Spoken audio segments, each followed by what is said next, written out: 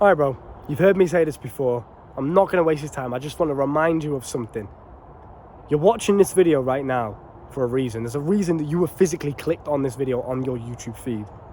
And there's a reason you're paying attention to the words that I'm sending to you right now.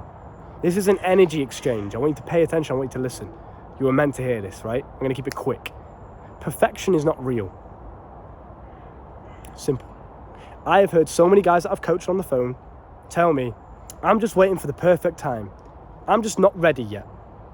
When I get to this amount of income, then I'll do this. When I get to this amount of, muscle mass, then I'll make the YouTube video and teach guys how to do it. You will never be perfect. There is not that's just not a reference point in your life. Okay? Perfection isn't real. Just like my hair in this video right now. Just like my teeth. Just like this angle of the video. Just like the setup of the video. Just like everything in this world. You could always find a reason for why it could be better. Therefore, perfection is just not real. Do you understand what I'm saying? So as you operate through your life, keep this in mind. Remember this, especially when you're trying to start new things. When you're trying to talk to that new girl. When you're trying to start the new business. When you're trying to start the new fitness plan. A lot of the time you might say to yourself, well, I'll just wait for the perfect time. Or I'm not ready yet. Being ready doesn't exist, number one. Because again, you can always find an excuse for why you're not ready. And perfection doesn't exist. I deleted all of I had 700 plus videos. I then deleted all of them.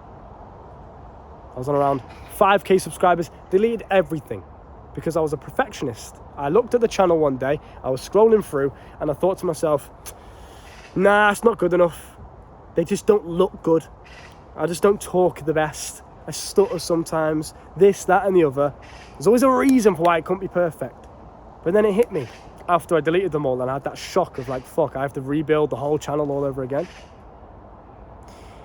And I realized that perfection isn't even real. And I was striving for something that doesn't actually exist. I will never get there. Here's what I want to leave you with. Striving for perfection is a good thing as long as you do not dwell upon the negatives, right? Because if you strive for perfection, something that does not exist, you'll always be on the journey of self-improvement, self-development, whatever you want to call it. You'll always be working on yourself. You'll never get complacent because you're never perfect, which is good. Now, it can be negative if you start beating yourself up, if you start procrastinating and not doing things because you don't feel like you're at the perfect level yet, that's when it's negative. If you start dwelling on the fact that, oh, well, I spoke to that girl and it wasn't perfect, embrace your imperfections. Embrace your imperfections on your body, on yourself, your personality, who you are, your life, your clothes, the world around you, everything. Embrace your imperfections. Obviously, strive to be the best. Strive to operate with excellence. Strive to operate with the best amount of effort that you can. But if there is an uncontrollable, or for whatever reason, a controllable imperfection,